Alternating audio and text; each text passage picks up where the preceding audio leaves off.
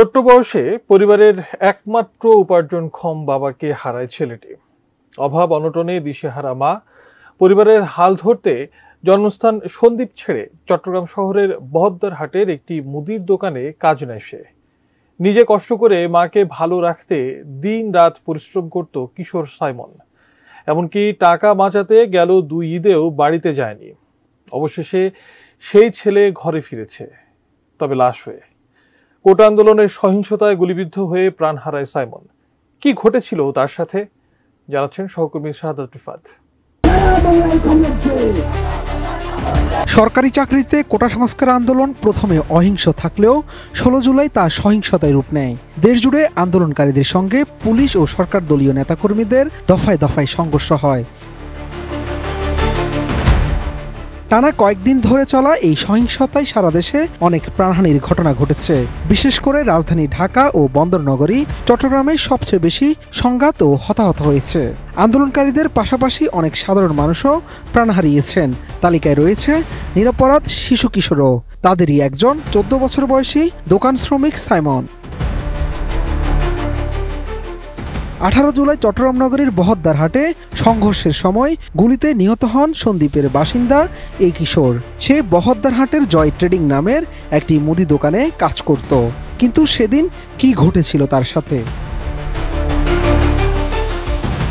ঘটনার দিন Chittagong medical college হাসপাতালে কর্তব্যরত চিকিৎসকরা জানান, বুকে ও পিঠে দুদিকেই গুলিবিদ্ধ হয়ে মৃত্যু হয় ছোট্ট সাইমনের। 27 জুলাই রাত পর্যন্ত অজ্ঞাতনামা হিসাবে চট্টগ্রাম মেডিকেল কলেজ হাসপাতালের মর্গে পড়েছিল তার নিথর দেহ।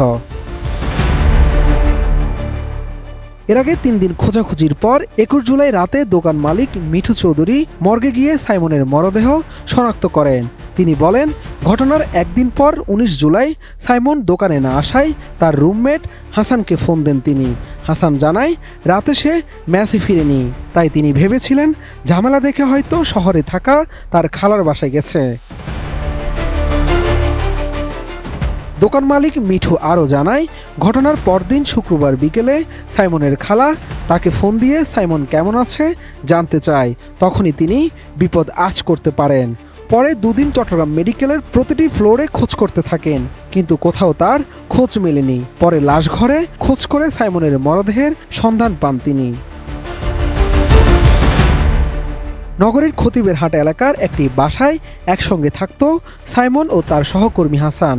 ঘটনার দিনের বর্ণনা দিয়ে হাসান বলেন, ছাত্রদের সঙ্গে পুলিশের সংঘর্ষ শুরুর পর ওই দিন দুপুর 2টায় তারা দোকান বন্ধ করে দেয়। দুজনেই বাসায় যাওয়ার কথা ছিল, কিন্তু পথে সাইমনকে ভিড়ে হারিয়ে ফেলেন। সেদিন রাতে সে আর বাসায় ফেরেনি, কিন্তু 3 দিন পর জানা যায় সাইমন আর নেই।